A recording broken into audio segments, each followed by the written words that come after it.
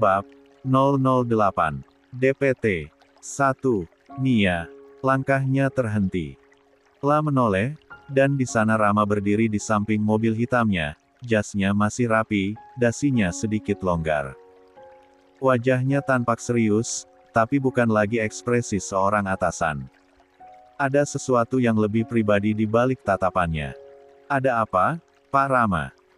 Suara Nia datar, sopan tapi dingin. Rama berjalan mendekat beberapa langkah. Aku ingin bicara sebentar, katanya pelan. La kemudian menarik pegangan pintu mobil dan membukanya. Masuklah. Kita bicara di dalam, sebentar saja. Nia menatap pintu itu, lalu menatap Rama.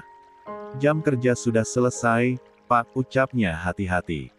Kalau urusannya kantor, bisa kita bahas besok pagi. Ini bukan soal pekerjaan. Rama menatapnya lebih dalam, suaranya menurun, nyaris seperti bisikan. Aku cuma ingin menjelaskan sesuatu hal pribadi yang harus kamu tahu. Nada itu membuat dada Nia menegang. La segera melangkah mundur setengah langkah. Maaf, Pak. Saya tidak bisa. Kenapa tidak? Rama mengerutkan kening. Apa sesulit itu mendengar penjelasan saya? Bukan begitu, Nia berusaha menahan nada suaranya agar tetap tenang. Tapi kalau saya bicara dengan Anda di mobil begini, setelah jam kerja, orang bisa salah paham. Saya tidak mau dianggap punya hubungan khusus dengan atasan sendiri. Rama terdiam. Ucapannya seolah membelah udara sore yang mulai dingin. Beberapa karyawan lewat di kejauhan, menoleh sekilas sebelum masuk ke arah halte. Nia menundukkan kepala sedikit, sopan. Maaf, Pak. Saya harus pergi. Besok saja kalau ada yang perlu dibicarakan. La berbalik tanpa menunggu jawaban. Tumit sepatunya menimbulkan bunyi pelan di atas paving basah, langkahnya tegas tapi terasa bergetar. Rana masih berdiri di tempat, menatap punggungnya yang semakin menjauh. Wajahnya kaku, seperti menahan sesuatu yang tak bisa diucapkan. La hendak memanggil lagi, tapi suaranya tertahan.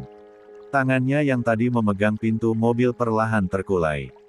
La hampir melangkah mengikuti Nia ke arah pintu gerbang, namun sesuatu di jalan membuat langkah itu terhenti. Sebuah mobil abu-abu berhenti di seberang jalan, lampunya menyala lembut. Dari dalam, sosok yang familiar turun sebentar baby, dengan kemeja lengan digulung dan wajah tenang seperti biasa. La menunggu di sisi mobil, menatap sekitar tanpa tahu apa yang baru saja terjadi. Rama memperhatikan pemandangan itu dalam diam. Saat Nia menyeberang dan mendekat, ekspresinya berubah lega, bukan karena tahu siapa yang menjemput, tapi karena tahu ia tak perlu lagi memaksa diri menghadapi sesuatu yang belum siap. 2. Rama menutup pintu mobilnya perlahan, lalu menatap ke arah mereka sekali lagi sebelum berbalik masuk ke dalam kendaraan. Sementara itu, Nia duduk di kursi penumpang, menatap ke depan dengan napas sedikit lega. La tak tahu siapa yang menyuruh baby datang sore ini, tapi kehadiran pria itu terasa seperti jeda yang ia butuhkan, tenang, tanpa penjelasan, tanpa beban. Baby melirik sekilas ke kaca spion. Kau kelihatan tegang, ujarnya santai. Aku punya dua opsi untuk mengobatinya, es krim atau gosip ringan. Nia tertawa kecil, akhirnya bisa bernapas lega. Aku pilih opsi 2. Gosip apa yang lagi panas hari ini? Baby tersenyum puas. Kamu tahu restoran baru di Sudirman? Yang katanya interiornya kayak taman di atas awan. Itu sekarang viral di semua media sosial. Orang rela antre 2 jam cuma buat foto di ayunan gantungnya. Nia memiringkan kepala. Serius. Aku lihat sekilas di Explore, tapi kukira editan. Bukan, jawab baby semangat. Temanku ke sana kemarin. Katanya sih makanan biasa aja, tapi pencahayaan dan musiknya bikin orang betah lama-lama. Tempat kayak gitu harusnya kamu kunjungi. Kamu suka senja, kan? Nia mengangguk pelan. Lia, aku suka tempat tinggi buat lihat matahari tenggelam. Ada rasa damai yang aneh, kayak semua hal buruk bisa hilang sejenak. Kalau begitu, Aku tahu tempatnya, sahut Baby cepat. Di dekat Taman Melati, ada rooftop kecil di atas kafe tua. Gak banyak orang tahu, tapi dari sana kamu bisa lihat langit berubah warna pelan-pelan. Aku ke sana tiap Sabtu sore, cuma buat lihat cahaya terakhir hari. Sendirian? Tanya Nia pelan. Baby tertawa kecil. Lia, biasanya bawa kopi dan kamera. Tapi kadang aku malah lupa motret, cuma duduk dan dengar suara kota. Nia tersenyum, membayangkan suasananya. Kayaknya aku butuh tempat kayak gitu. Setelah minggu-minggu penuh rapat, itu kedengaran seperti liburan gratis. Kalau kamu mau, nanti aku tunjukkan, kata Baby. Cuma janji satu hal, jangan bawa laptop. Tentu saja tidak, balas Nia sambil tertawa. Aku bahkan mau matikan ponsel. Mereka meluncur keluar dari area parkir. Kota mulai menyala perlahan, lampu jalan berpendar di antara langit oranye yang berubah ungu. Di dalam mobil, suasananya ringan, seperti dua teman lama yang baru menemukan kembali ruang aman di tengah hiruk-pikuk kerja. Ngomong-ngomong, ujar Baby tiba-tiba, aku baru baca berita lucu tadi pagi. Ada kucing yang jadi duta wisata di Jepang. Nia menoleh heran. Kucing? Serius? Iya. Namanya Tamna. Dia tinggal di stasiun kecil, terus setiap turis datang buat foto bareng. Sekarang dia bahkan punya topi kecil bertuliskan, Station Master. 3. Nia tertawa keras kali ini. Lucu banget. Dunia ini memang aneh, manusia capek kerja, kucing malah punya jabatan resmi. Makanya, timpal Baby, pura-pura serius. Kalau kita reinkarnasi, aku maunya jadi kucing. Tidur, makan, dielus orang, digaji pula. Bisa aja kamu, kata Nia sambil menahan tawa. Tapi kalau aku mau jadi burung. Supaya bisa lihat senja dari langit. Wah, puitis sekali, goda Baby. Jadi burung? Iya. Boleh deh, asal jangan yang suka menabrak jendela gedung tinggi. Obrolan mereka terus berlanjut tentang makanan khas daerah yang ingin dicoba, tentang minuman paling aneh yang pernah mereka temui di kafe, bahkan tentang daftar film yang ingin mereka tonton tapi tak pernah sempat. Suasana itu membuat Nia lupa pada segala hal yang menegangkan hari ini. La merasa ringan, seolah dunia benar-benar normal kembali. Ketika mobil berhenti di depan kos Nia, langit sudah gelap sepenuhnya. Lampu-lampu jalan memantulkan bayangan lembut di wajahnya. Sudah sampai, kata Baby, menoleh padanya. Mau aku tungguin sampai kamu masuk? Nia menggeleng. Gak usah, aku anan kok. Terima kasih udah nemenin sore ini. Seru juga, ngobrol tanpa bahas kerjaan. Lain kali kita lanjut di tempat senja itu, kata Baby dengan senyum ramah. Biar kamu lihat sendiri kenapa aku betah di sana. Nia tersenyum hangat. Deal. La turun dari mobil, melangkah ke depan pintu kos. Sebelum masuk, ia sempat melambaikan tangan pada Baby. Mobil itu perlahan menjauh, meninggalkan aroma bensin samar dan cahaya lampu yang meredup di ujung jalan. Begitu Nia masuk ke kamar dan menaruh tas di meja, suara ketukan di pintu membuatnya menoleh. La sempat berpikir itu mungkin ibu kos yang datang menagih sewa, tapi saat pintu dibuka, wajah yang muncul membuatnya tercekat. Dini. Serunya pelan, nyaris tak percaya. Sepupunya berdiri di depan pintu, napasnya terengah, wajahnya pucat seperti baru menempuh perjalanan panjang. Di belakangnya, seorang pria parubaya berdiri, Paman Nia, adik dari ayahnya. Nia. Dini langsung memeluknya, suaranya bergetar. Akhirnya ketemu juga. Kami langsung ke sini dari rumah. Kami cari kamu di kantor, tapi kata satpam sudah pulang. Nia membalas pelukannya dengan bingung. Ada apa? Kenapa kamu kelihatan panik? Paman Rudi, yang sejak tadi diam, melangkah maju. Nak, ayahmu sakit, katanya pelan tapi tegas. Parah. Sejak tadi siang beliau terus memanggil namamu. 4. Tubuh Nia tegang seketika. Pulanglah bersama kami. 5. Tapi, Nia menelan ludah, suaranya serak. Dulu aku pergi tanpa pamit. Ayah bilang aku bukan anaknya lagi. Aku. Panan Rudi menyela dengan suara tenang tapi tegas. Nak, tak ada ayah yang benar-benar membuang anaknya. Kadang ego lebih cepat bicara daripada hati. Kata-kata itu membuat air mata Nia jatuh begitu saja. La menggigit bibir, lalu mengangguk pelan. Baik, aku ikut. Perjalanan malam itu terasa panjang. Lampu-lampu kota berganti menjadi jalanan pedesaan yang sepi.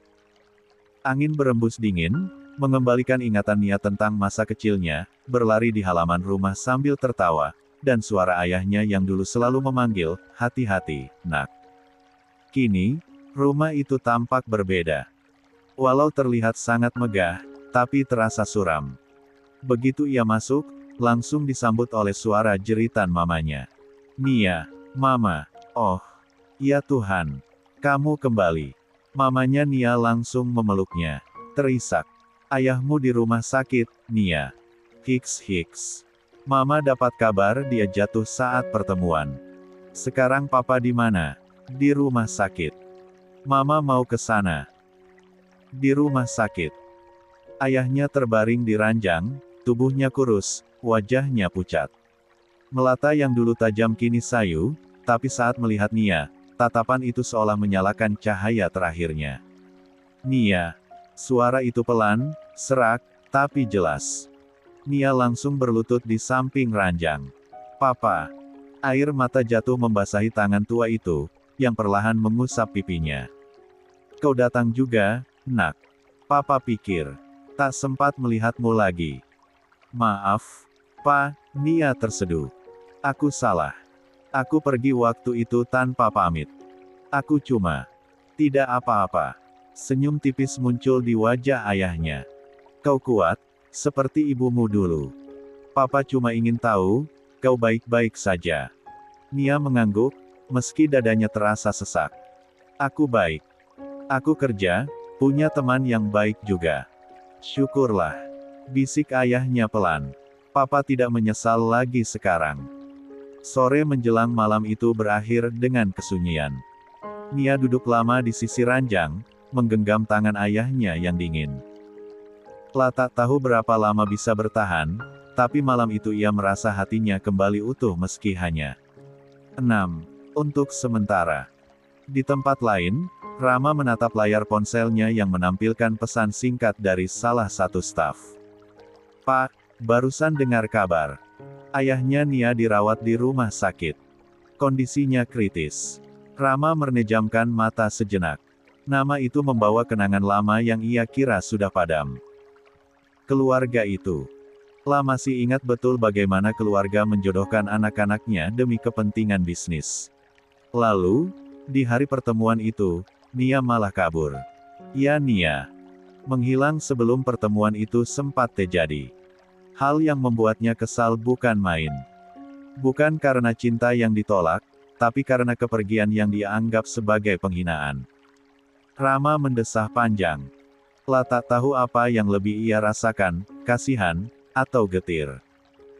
Malam itu ia memilih pergi makan di restoran yang baru buka di pusat kota, tempat yang katanya ramai tapi tenang. La ingin mengusir kepenatan yang aneh di dadanya.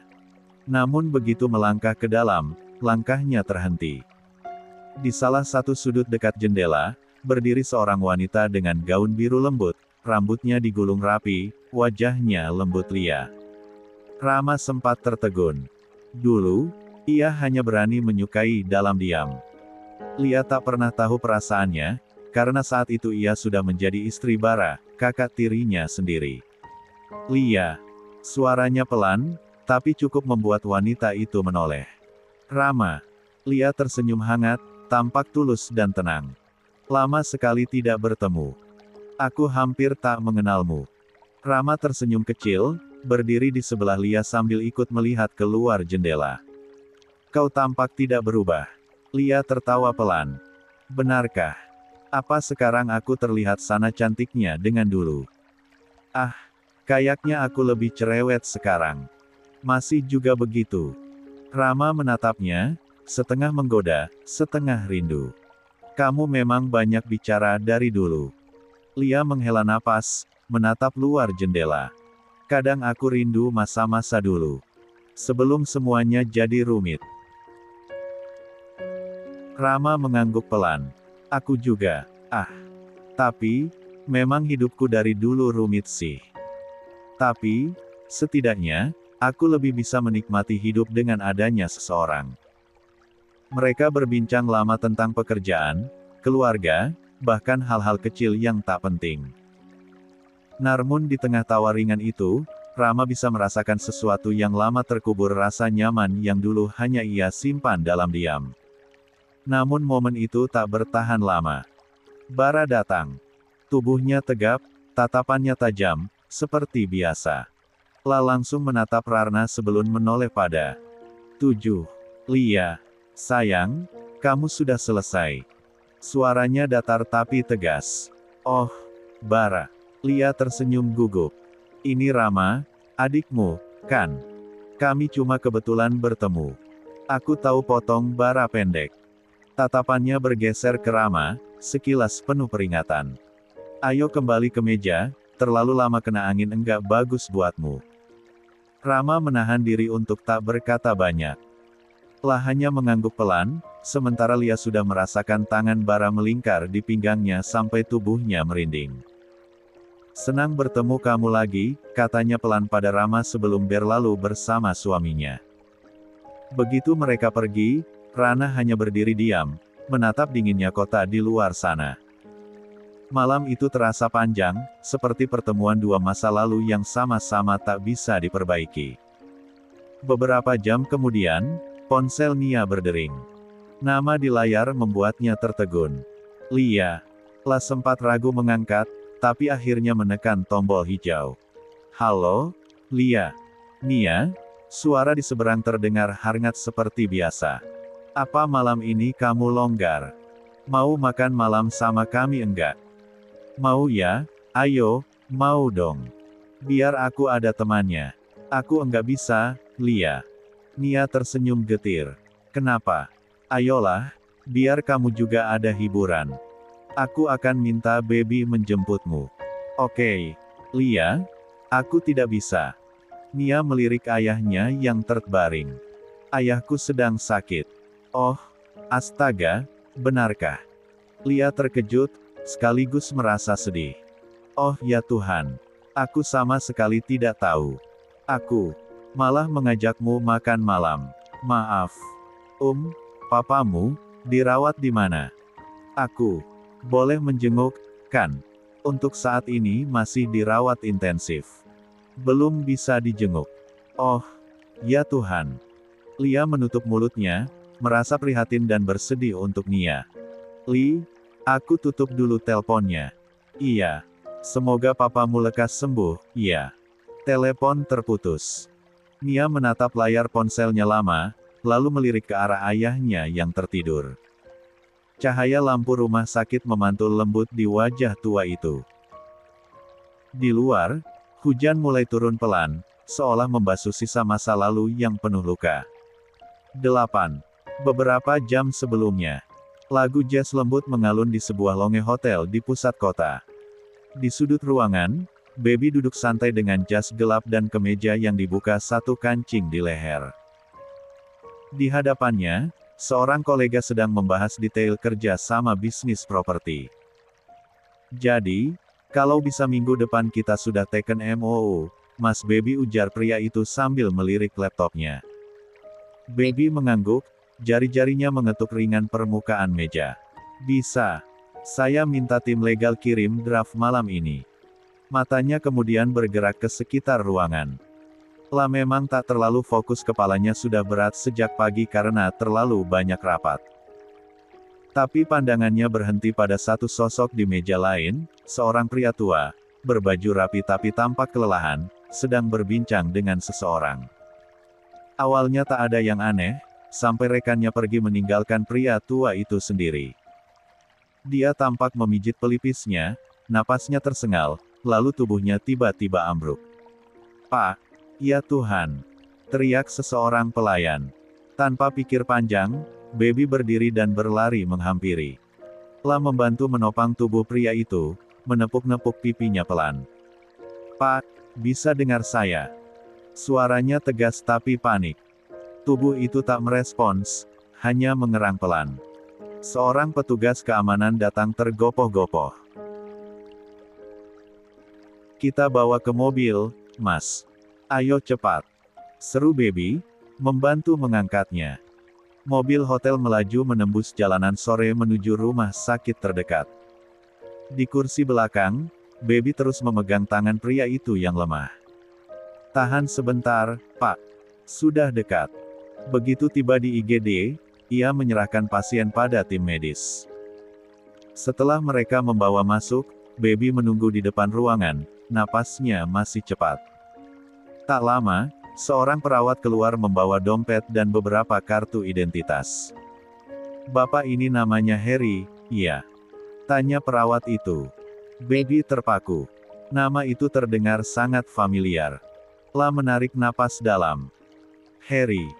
Perawat itu melanjutkan, kami sudah hubungi nomor darurat di dompetnya, tapi belum ada yang angkat. Nanti kami kabari kalau sudah dapat keluarga. Begitu perawat pergi, Baby bersandar di dinding lorong. Nama itu masih berputar di kepalanya Harry. Ayahnya Nia.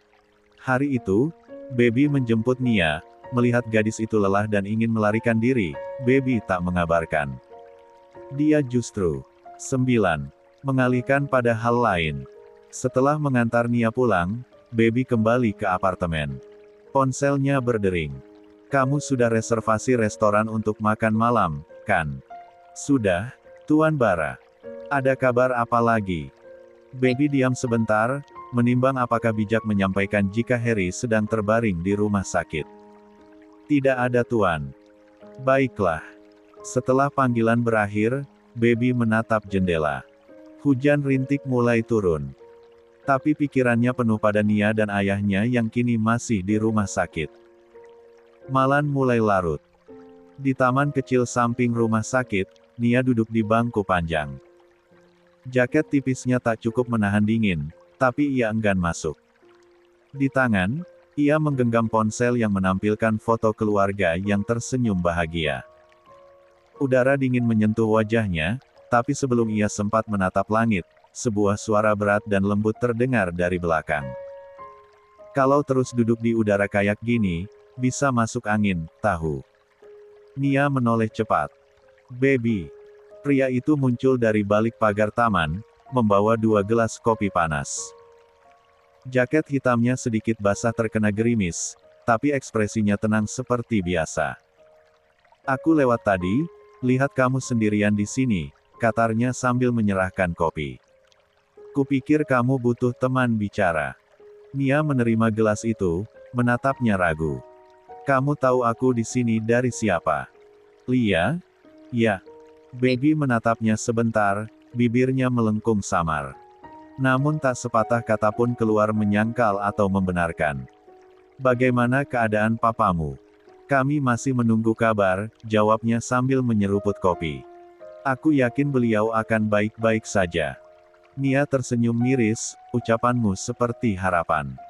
Tidak apa, nanti kita bisa ke sana sama papamu. Kemana? 10. Kafe Senja. Nia tertawa kecil, ya ampun. Keheningan melingkupi mereka. Uap kopi mengepul di antara udara dingin, sementara lampu taman memantulkan cahaya kekuningan di mata Nia yang basah. Mereka bicara hal-hal kecil setelahnya tentang pekerjaan, makanan rumah sakit yang tak enak, bahkan tentang suara suster yang suka menyanyi di lorong. Semua percakapan ringan, tapi justru itulah yang membuat suasana terasa damai. Namun kedamaian itu tidak lama. Tiba-tiba terdengar suara langkah cepat di koridor belakang. Suster. Suster, tekanan darah pasien turun lagi. Suara mamanya Nia di ujung lorong. Nia, papa ngedrop sayang. Nia sontak berdiri. Itu, mama. Apa yang terjadi sama papa? Gelas kopi di tangannya jatuh, isinya tumpah di tanah. La berlari ke dalam, napasnya tercekat. Di ruang rawat, dua suster dan dokter sedang memeriksa ayahnya dengan cepat. Monitor jantung berbunyi cepat dan nyaring. Tekanan darahnya drop. Segera pasang oksigen tambahan. Nia mendekat, panik. Papa, papa. Seorang dokter menahannya lembut. Bak, tolong tunggu di luar dulu. Aku anaknya. Suaranya pecah, tapi pintu sudah tertutup. Nia, Mama Mia memanggil. Marma. Kedua wanita itu berpelukan. Mama, apa yang terjadi? Kenapa papa sampai ngedrop begini? Mamanya hanya bisa menangis. 11. Suara langkah kaki dan denting alat medis berpadu jadi irama tegang di lorong rumah sakit. Lampu putih menyorot dingin, membuat bayangan di wajah Nia tampak pucat dan lelah. Di balik kaca ruang ICU, tubuh ayahnya kini terbaring dengan selang oksigen dan berbagai kabel menempel di dada. Bu, kondisi Pak Heri masih tidak stabil, ujar dokter jaga dengan nada hati-hati. Kami curiga ada penyumbatan di pembuluh jantung. Kami sarankan operasi malam ini juga. Mananya Nia menatap dokter itu dengan wajah cemas. Operasi. Tapi, apa tidak berisiko, dok? Risiko selalu ada. Jawab sang dokter lembut. Tapi kalau kita tunda, keadaannya bisa memburuk. Nia menggenggam tangan ibunya erat. Kita setuju, Ma. Lakukan apapun yang bisa menyelamatkan papa. Dokter mengangguk lalu berlalu untuk menyiapkan tim operasi. Lorong kembali sunyi. Hanya suara tangis tertahan yang keluar dari tenggorokan Nia. La menunduk, menatap lantai dingin, sementara hatinya terasa hampa. Langkah pelan terdengar mendekat. Nia, suara itu berat namun lembut. Baby muncul membawa selembar jas hitam di lengannya. La sudah ada di sana sejak tadi, tak banyak bicara, hanya menunggu di ujung lorong. Kamu kedinginan. La membungkuskan jasnya di bahu Nia tanpa menunggu izin. Nia menoleh pelan. Kamu belum pulang. Baby tersenyum samar. Aku janji sama seseorang buat nggak ninggalin dia sendirian di saat sulit. Kalimat itu membuat dada Nia bergetar. La menatap pria itu lama, mata Baby tampak teduh, tapi ada bayangan berat di sana, seolah menahan sesuatu yang tak bisa ia ceritakan. Dari sisi lain lorong, Mama Nia memperhatikan dengan pandangan heran. Nak, siapa dia? Tanyanya perlahan. Baby menunduk sopan. Saya Baby, Bu. Kolega Nia di tempat kerja. Oh, baik. Terima kasih sudah menernani anak saya, ucap sang ibu dengan suara bergetar. Sudah sewajarnya, Bu, jawab Baby lembut. Lalu duduk di kursi tunggu, sementara Nia bersandar pada dinding. Memejamkan mata, mencoba menenangkan diri. Waktu berjalan lambat. Jarum jam di dinding terasa seakan berhenti. Setiap kali pintu ruang operasi terbuka, dada Nia mencelos. Sementara itu, di rumah keluarga Bara, suasana jauh berbeda. Lia sedang berdiri di depan jendela kamar, menatap hujan yang turun rintik-rintik. Kenapa perasaanku tak enak begini? Nia. Apa dia baik-baik saja? 12. La gelisah, membuka ponselnya berulang, berharap ada kabar dari Nia atau Baby. Sepertinya enggak akan ada kabar jika bukan aku yang memulai, gumarnya sambil menekan nomor Baby. Ya, Nyonya. Suara di seberang terdengar pelan tapi berat. Aku dapat kabar papanya Nia di rumah sakit. Apa kamu bisa bantu aku sedikit, Baby? Nyonya, saya di rumah sakit sekarang. Ayat Mbak Nia sedang dioperasi. Kondisinya kritis. Wajah Lia langsung berubah tegang. Astaga, kapan? Baru saja, Nyonya. Saya temani Nia. Baik, saya ke sana sekarang. Begitu panggilan berakhir, Lia berbalik dan menemukan Bara sudah berdiri di pintu kamar, mengenakan kaos tipis, rambutnya sedikit berantakan. Siapa? Tanyanya, nadanya malas tapi matanya memperhatikan. Baby, ayah Nia kritis. Aku harus ke rumah sakit. Bara menghela napas panjang, mendekat. Sekarang. Udah malam, Lia. Aku tahu. Apa anak-anak sudah tidur? Sudah, jawab Bara seraya mendekat. Dia peluk istrinya dari belakang, mengecup leher dan pundak. Lia sedikit memiringkan kepalanya. Namun dia gak menikmati. Justru karena itu aku bisa pergi. Tolong jaga Maya sama Raga, iya. Ah, menyebalkan sekali. Kalau lagi enggak mood Kanu jadi tidak enak. Lia menoleh pada suaminya, padahal hanya mencium leher, bisa-bisanya bilang tidak enak, gumamnya dalam hati. Ayo ke rumah sakit, ajak Bara setengah kesal. Lia langsung tersenyum lebar, ia kecup bibir suaminya. Lebih dalam dan sedikit lama. Ini baru agak enak. Lia tertawa kecil. Ayo, ujarnya menarik sang suami. Mereka langsung meluncur ke rumah sakit, sementara anak-anak dititipkan pada babysitter. Setengah jam kemudian, mobil mereka berhenti di depan rumah sakit. Lia bergegas turun, langkahnya cepat menuju ruang tunggu operasi.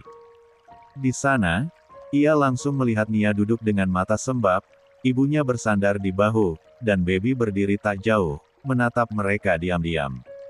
Nia, suara Lia parau. Nia mendongak, lalu berdiri begitu melihat Lia. Lia, suaranya pecah. La langsung memeluk wanita itu erat, air. 13. Matanya tumpah tanpa bisa ditahan. Papa di dalam, Li. Mereka bilang operasi darurat. Aku takut. Lia membelai rambut Nia lembut. Kalau kamu mau menangis, menangislah Nia. Jangan menahan diri. Bara berdiri beberapa langkah di belakang mereka, tangannya dimasukkan ke saku celana, wajahnya sedikit tegang tapi ia tak banyak bicara. La hanya menatap Nia dengan raut iba. Jam terus berputar. Tengah malam berlalu. Di ruang tunggu, mereka hanya bisa berdoa dalam diam. Sesekali, perawat keluar memberi kabar singkat, operasi masih berlangsung. Nia menatap pintu ruang operasi tanpa berkedip.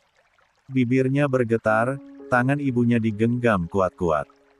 Lia sesekali menepuk punggung Nia, sementara baby berdiri di sisi Lairen, matanya tak lepas dari wajah perempuan itu. Sampai akhirnya, pintu operasi terbuka. Dokter keluar dengan wajah letih. Semua serentak berdiri. Dok, bagaimana papa saya?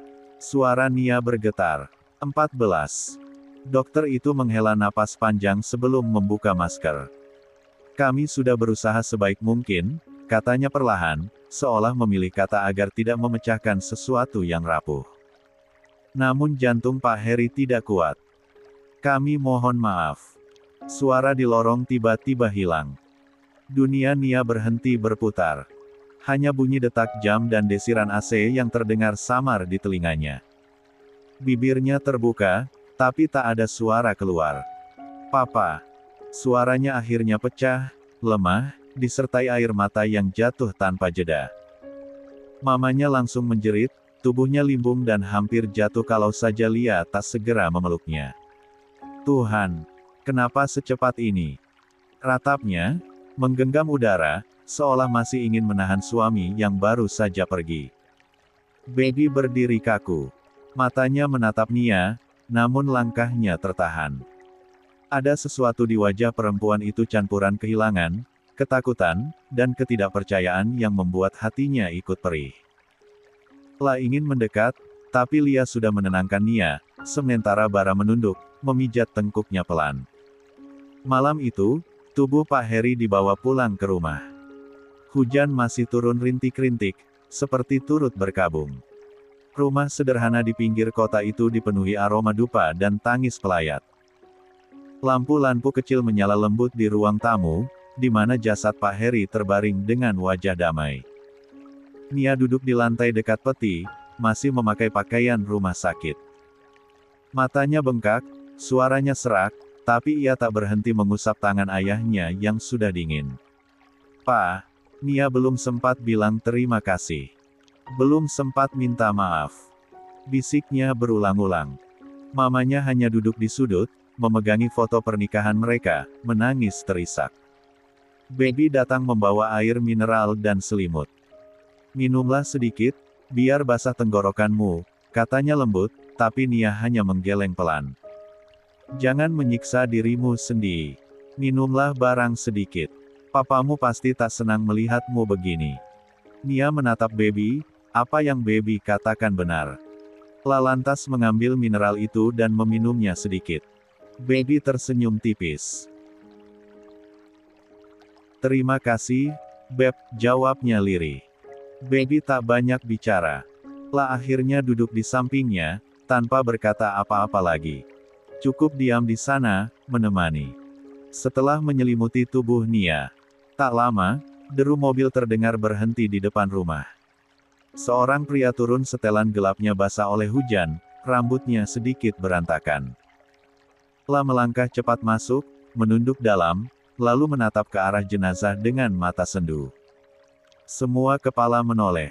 Rama, bisik Lia pelan, setengah terkejut. Mamanya Nia sontak berdiri. Nak Rama. Astaga, kamu datang juga. Suaranya serak, tapi ada nada hangat di sana. Langsung menghampiri dan menggenggam tangan pria itu erat. Nia menatap pemandangan itu dengan dahi berkerut. Rama, 15. Pria itu menunduk hormat di depan jenazah, lalu berbisik pelan, saya sangat kehilangan sosok seperti beliau, Tante. Mamanya Nia menahan tangisnya, mengangguk. Kamu anak baik, Nak. Terima kasih sudah datang. Aku sungguh tidak menyangka kamu akan datang, Rama. Wanita itu memeluk dan menangis terseduh saat Rama balas memeluknya. Semua akan baik-baik saja Tante. Huhuhu, terima kasih, Rama. Bara hanya melirik, ia lantas mendekati Lia. Memberi penegasan jika Lia masihlah miliknya. Juga sebagai peringatan untuk Rama agar tak mendekati istrinya. Sementara Baby, memperhatikan dengan wajah datar. 2 hari berlalu. Rumah masih dipenuhi karangan bunga dan bekas air mata. Nia belum kemana-mana, masih mengenakan pakaian hitam sederhana. Duduk di kamar ayahnya, menatap foto keluarga di meja. Pintu diketuk pelan. Nia, suara mamanya lembut tapi tegas. Mama boleh bicara sebentar. Nia menoleh. Lia, Ma. Wanita parubaya itu duduk di tepi ranjang. Wajahnya tampak letih, tapi kali ini senyumnya sedikit aneh campuran lega dan harapan.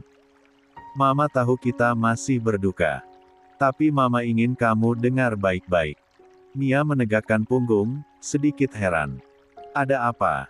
Mamanya menggenggam tangan Nia erat. Kamu tahu Rana yang datang kemarin. Mama senang sekali dia datang. Sejak dulu, Papa kamu dan keluarga Rama itu dekat. Bahkan dulu kamu dan Rama pernah dijodohkan. Apa? Nia membelalak. Tapi, kamunya malah kabur. Maksud Mama, yang dulu pernah dijodohkan denganku, Rama. Iya. Dulu kamu keburu kabur sebelum Rama datang. Nia tercekat, bagaimana bisa semua serba kebetulan begini? Tatapan Rama waktu itu. Apa? Dia tahu jika aku kabur. Dan ciuman paksanya waktu itu. Dia sengaja. Pikirnya bermonolog.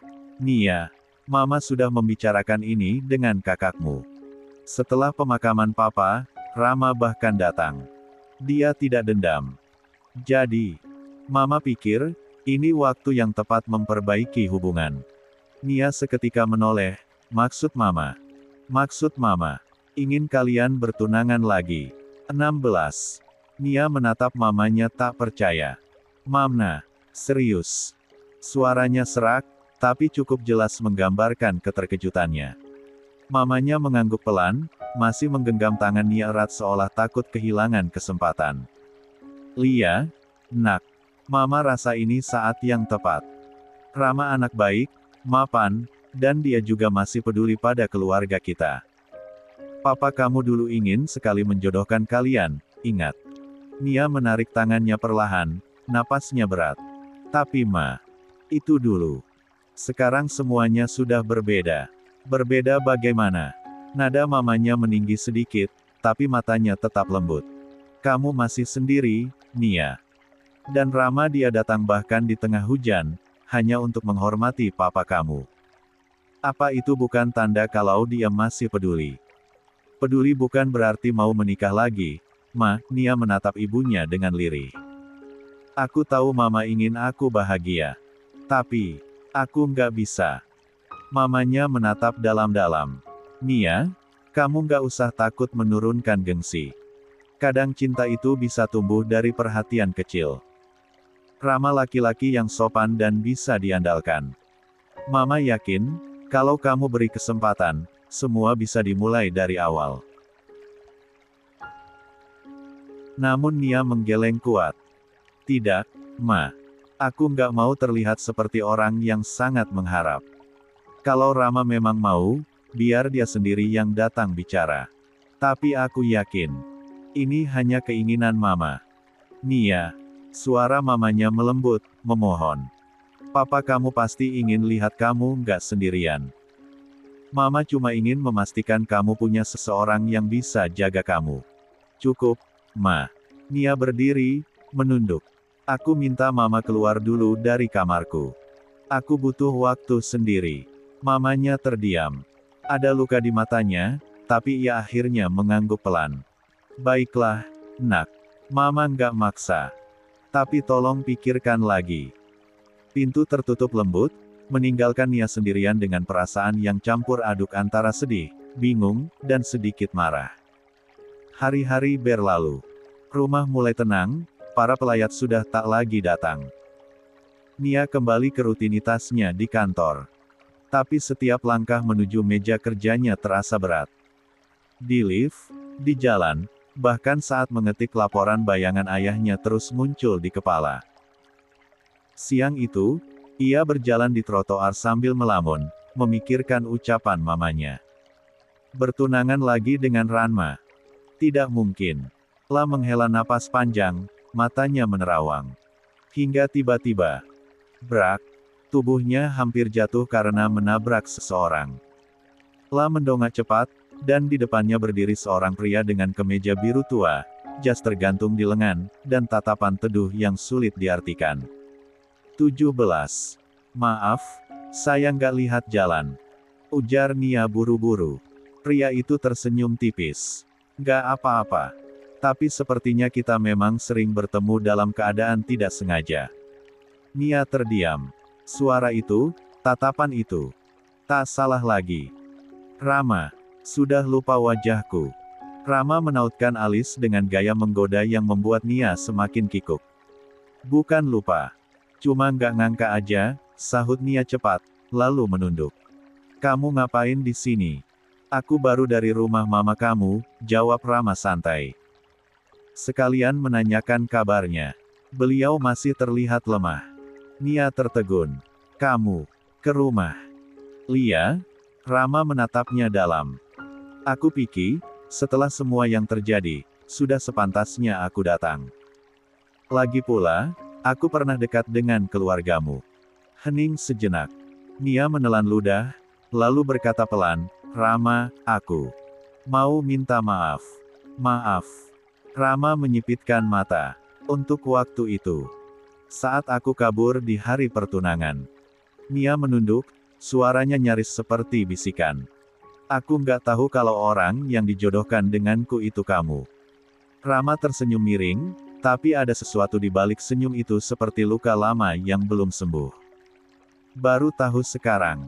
Setelah semua berakhir dan papa kamu. Ia berhenti, menatap Nia. Ah. Sudahlah. Aku pikir kamu nggak akan pernah minta maaf. Nia menggigit bibir. Aku benar-benar menyesal, Rarna. Tapi waktu itu aku takut. Aku belum siap dijodohkan dengan siapapun. Takut. Atau memang nggak mau. Rama menyilangkan tangan di dada. Lucu juga, iya. Setelah kabur, sekarang kamu muncul dan minta maaf. Jangan-jangan kamu mulai berpikir buat melanjutkan yang dulu. Nada sindirnya tajam, tapi diucapkan dengan senyum menawan yang membuat Nia semakin panas. Aku tidak berpikir seperti itu. Sahutnya cepat. Aku cuma ingin menebus kesalahan, bukan minta dilanjutkan. Rama mengangkat alis. Benarkah? Karena dari cara Marma kamu bicara tadi, sepertinya kamu yang ingin memperbaiki hubungan. Nia membulatkan mata. Mama bicara begitu padamu. Dia bilang, kamu masih menyimpan perasaan, jawab Rama datar. Maaf, Rama. Nia menatapnya dengan tatapan tajam. Tapi Mama salah. Aku tidak pernah berharap kamu mau menikah denganku lagi. Bahkan kalau cuma tinggal kamu seorang di dunia ini. Aku tetap nggak akan meminta. Rama tersenyum samar, seolah menikmati kemarahan Nia. Tenang saja. Aku juga nggak berniat menikah dengan seseorang yang kabur sebelum akad. 18. Aku lega dengar itu, sahut Nia, berusaha tenang, meski pipinya terasa panas. La merapikan tasnya dan melangkah pergi.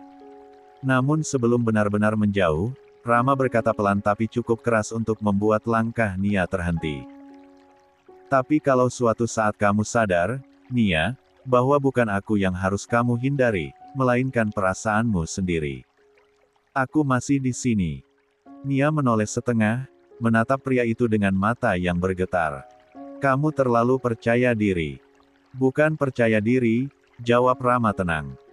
Cuma tahu, ada hal yang belum selesai di antara kita. Nia tak menjawab. La hanya berbalik, melangkah cepat menuju mobilnya, menahan degup jantung yang tiba-tiba tak mau tenang. Dalam hati, ia bergumam pelan setengah marah, setengah takut, setengah rindu. Tidak ada yang belum selesai, Rama. Semua sudah berakhir. Tapi entah kenapa, kata-kata itu terasa seperti kebohongan kecil yang berusaha ia yakini sendiri. 19. Malam itu, Nia duduk di tepi ranjang, menatap bayangan dirinya di cermin. Wajahnya tampak lelah, tapi bukan karena kurang tidur melainkan karena terlalu banyak pikiran. Pintu kamarnya berderit pelan, dan suara lembut yang sudah akrab terdengar memecah keheningan. Nia, boleh Mama masuk? Tanpa menoleh, Nia menjawab datar, masuk aja, Ma. Mamanya melangkah pelan, membawa secangkir teh hangat. Kamu belum makan malam. Mama buatkan teh biar agak tenang. Nia menatap cangkir itu sejenak sebelum menerimanya. Makasih, Ma. Tapi Mama nggak perlu repot. Bukan repot, Nak. Mama cuma khawatir, ucap mamanya pelan sambil duduk di sisi ranjang. Kamu kelihatan makin kurus. Rambutmu juga makin kusut. Semua ini karena kamu terus menolak Rama, ya. Nia menghela napas berat. Ma, tolong jangan mulai lagi. Mamanya menatap lembut tapi tak menyerah. Mama cuma ingin kamu bahagia, Nia. Rama itu bukan orang asing. Dia dulu sering datang ke rumah, bantu papa kamu urus yayasan. Mama tahu dia orang baik. Kamu sendiri juga dulu. Dulu, Ma. Dulu aku memang suka sama Rama, potong Nia cepat. Tapi itu udah lama banget. Sekarang aku cuma ingin tenang. Tapi kamu gak akan bisa tenang kalau terus menolak perasaan yang sebenarnya masih kamu simpan, suara mamanya mulai bergetar. Nia, kadang Tuhan kasih kesempatan kedua bukan buat mempemalukan kita, tapi buat memperbaiki yang dulu salah. Nia terdiam lama. Pandangannya menunduk ke cangkir teh yang kini sudah dingin. Mama pikir semuanya sesederhana itu. Aku bukan takut jatuh cinta, Ma. Aku cuma nggak mau merasa jadi pilihan belas kasihan. Aku nggak tahu Rama datang karena dia benar-benar mau, atau cuma karena Mama memintanya. Mamanya menggeleng pelan. Kamu terlalu keras sama diri sendiri. Bukan, Ma. Aku cuma nggak mau berharap lagi. Hening membungkus kamar. Angin malam masuk lewat celah jendela, membawa aroma hujan yang baru reda. Mamanya akhirnya berdiri, menatap anaknya dengan mata lembut yang menyimpan banyak doa.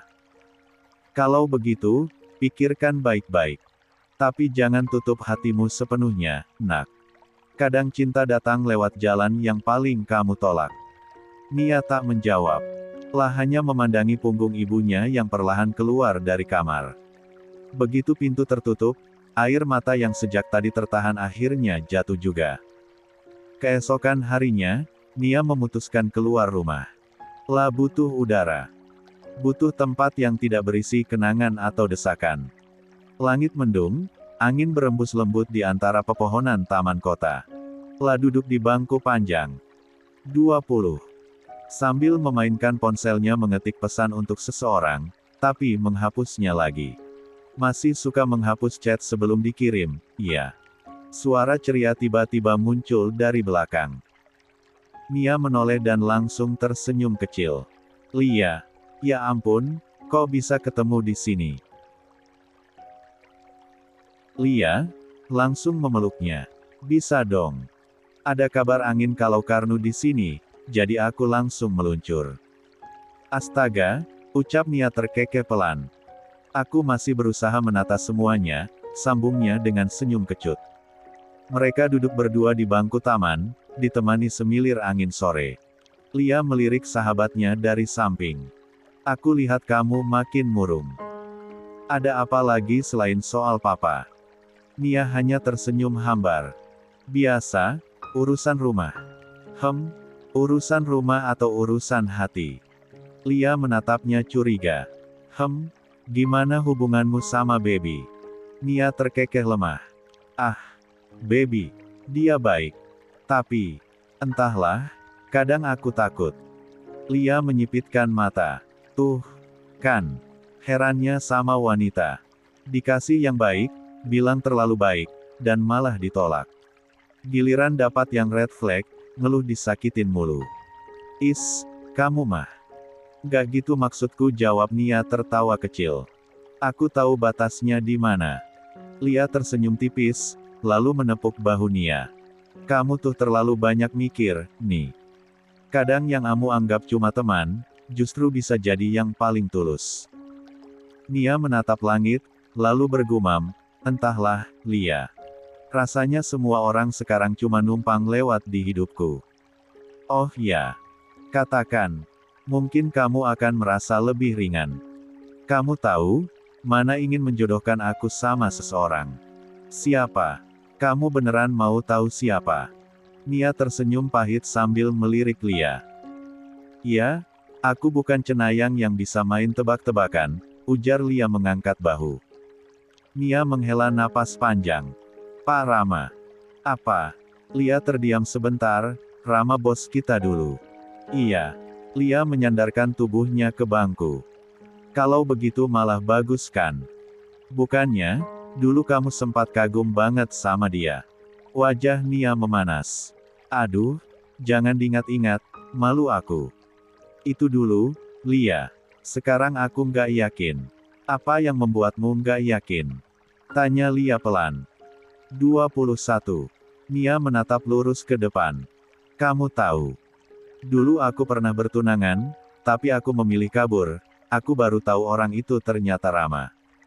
Lia tampak kaget, benarkah? Nia mengangguk, tapi setelah aku tahu, dan dia datang ke pemakaman papa kemarin. Rasanya campur aduk.